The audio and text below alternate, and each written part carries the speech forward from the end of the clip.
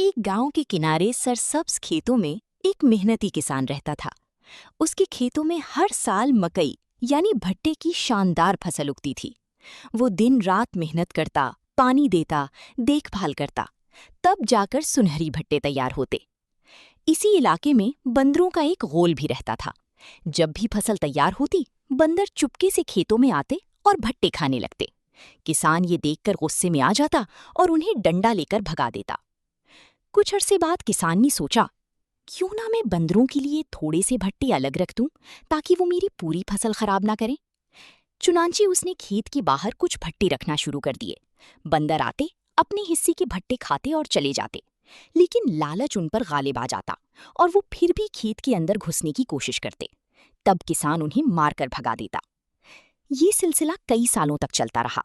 बंदर हर साल आते, थोड़े भट्टे खाते, लालच करते, मार खाते और फिर चले जाते। फिर एक दिन ऐसा आया कि किसान बीमार पड़ गया और कुछ ही अरसे बाद उसका इंतकाल हो गया। जब बंदरों को ये खबर मिली तो वो खुशी से उछलने लगे। अब तो कोई नहीं हमें रोकेगा, अब हम जितने चाहे भट्टे खाएंगे।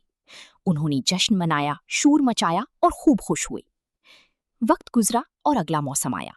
बंदर बड़ी खुशी से खेतों की तरफ दौड़े, लेकिन वहां पहुंचकर वो हैरान रह गए। खेत खाली थे, ना कोई फसल थी, ना कोई भट्टे। वो एक दूसरे का मुंह देखने लगे। तब एक बूढ़े बंदर ने अफसोस से कहा, हमने बहुत बड़ी गलती की। हम समझते थे कि किसान हमारा दुश्मन है, लेकिन हकीकत में वही हमारी खुराक का जरिया था। तमाम बंदर खामोश हो गए। उनकी खुशी गम में बदल गई। अब उन्हें एहसास हुआ कि जश्न का वक्त नहीं था, बल्कि मातम का वक्त था। सबक: अक्सर हम जिन लोगों को अपना दुश्मन समझते हैं, वही दरअसल हमारी जिंदगी में नियामत और सहारा होती हैं।